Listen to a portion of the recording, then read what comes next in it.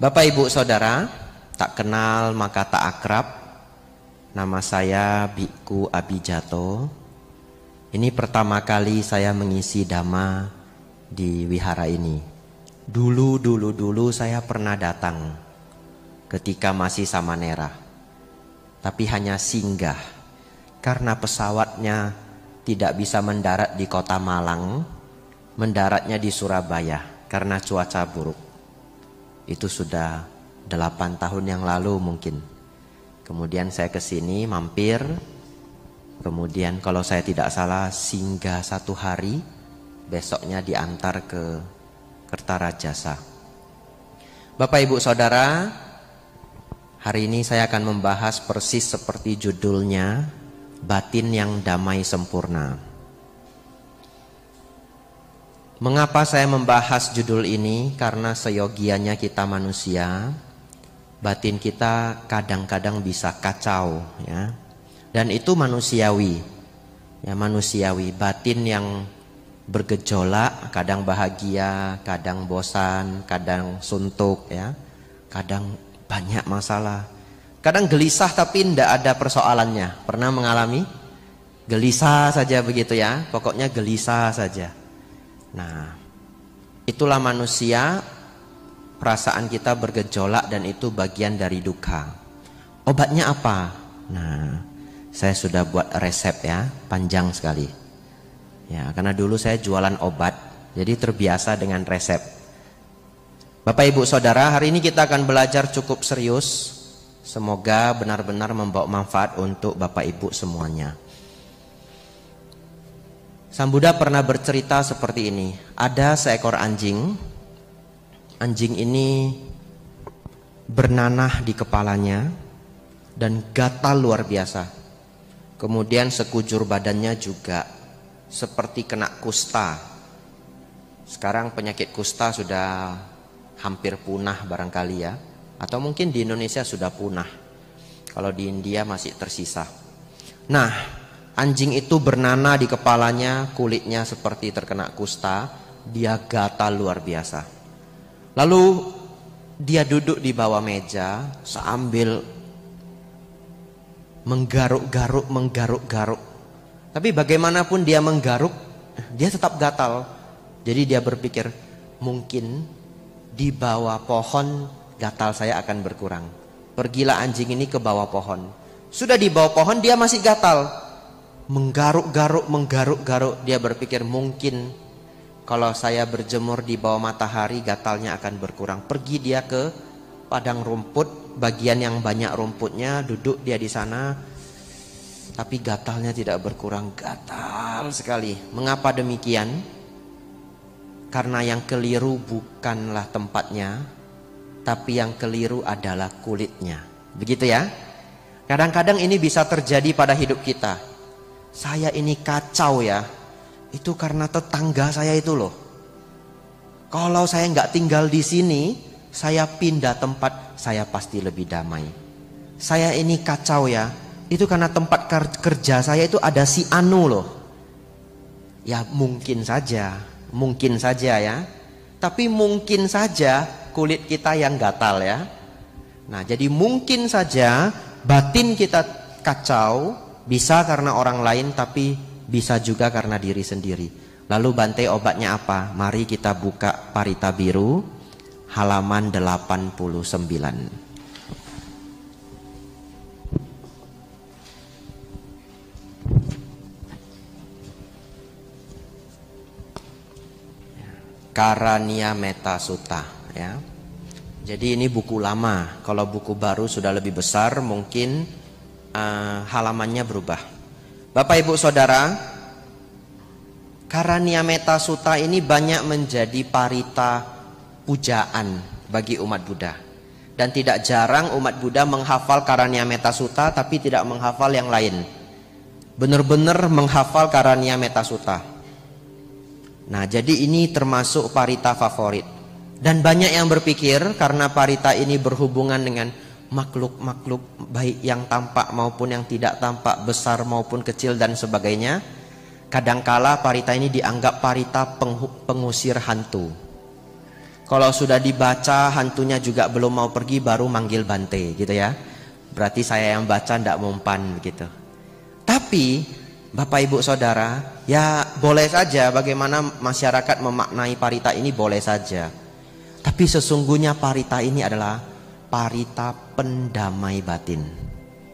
Iya, parita pendamai batin. Lalu mungkin ada yang berpikir, Bante, saya pernah Bante batin saya kacau. Saya sudah baca ini 8 kali Bante.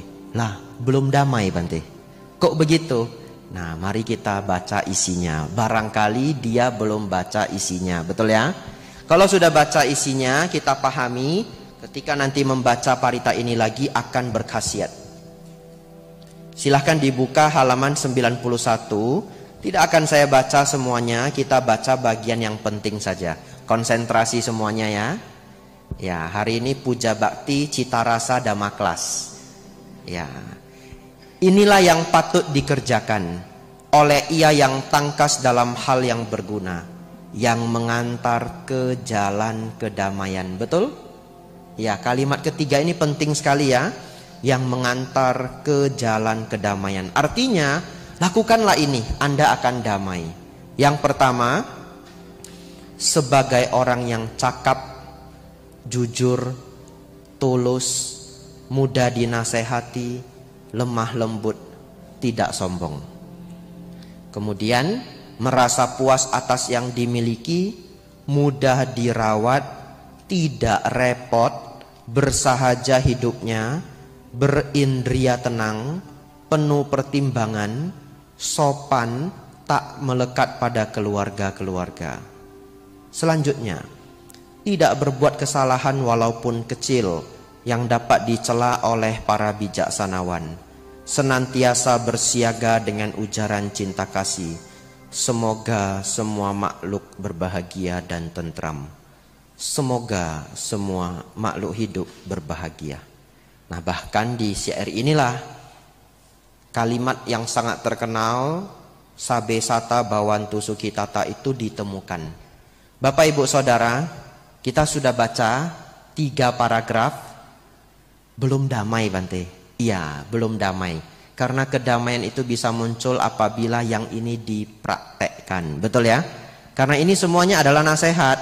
Jadi kalau kita baca saja berulang-ulang, Karania mata kusalena yantang santang padang abisa meca. Sudah damai belum ya? Ya damai ya, tapi tidak maksimal. Bapak Ibu Saudara, memulai dari 3 paragraf ini sudah saya rangkum. Ternyata Karania Metta Sutta yang tadi kita baca itu mengandung nasihat 7+1. Ya, 7+1. Nanti Bapak Ibu hafal ya, 7+1. Apa itu 7+1? Yang pertama jujur, yang kedua rendah hati, yang ketiga merasa puas, yang keempat mudah dilayani, yang kelima tidak sibuk, yang keenam tidak melekat pada keluarga-keluarga, dan yang ketujuh tidak berbuat kesalahan walaupun kecil. Kita bahas ini pelan-pelan, lalu nanti sembari saya bahas kita hafal pelan-pelan. Semoga pulang puja bakti pagi hari ini hafal 7+1 ya. Cukup banyak memang 7. Kita mulai yang pertama, jujur. Lah apa hubungannya jujur dengan damai ya? Bapak Ibu Saudara, ternyata kejujuran itu bahkan Sang Buddha tulis di dalam parita sungguh jujur. Karena kenapa? Karena salah satu yang membuat kita tidak damai adalah kebohongan. Begitu kita berbohong, potensi ketidakdamaian muncul. Bahkan kalau orang yang belum terampil berbohong, begitu berbohong langsung gelisah 2 jam, betul ya? Kalau yang sudah terampil ya barangkali dia tidak gelisah, tapi dia kumpul-kumpul potensi itu. Dan lama-kelamaan banyak sekali ketidakcocokan antara apa yang dia ucapkan dengan kenyataan. Dan kenapa bisa membuat tidak damai? Karena kalau sudah bohong satu, nanti berantai, betul ya? Sudah bohong A, nanti ketemu kasus yang sama harus ditutupi dengan kebohongan lagi, ditutupi dengan kebohongan lagi, ditutupi dengan kebohongan lagi. Kemudian nanti ketemunya orang tersebut sebulan yang akan datang, diceritakan kebohongan itu, yang bohong pun sudah lupa, betul ya? Saya bulan yang lalu ngomong apa sama dia ya? Aduh gawat ini.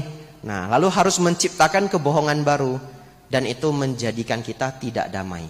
Kalau orang jujur itu plong sekali, dan ditanya sebulan yang akan datang, setahun yang akan datang, 3 tahun yang akan datang pun jawabannya sama, betul ya? Karena tidak bohong, kecuali lupa. Yang kedua, Bapak Ibu Saudara, yang ini agak sulit.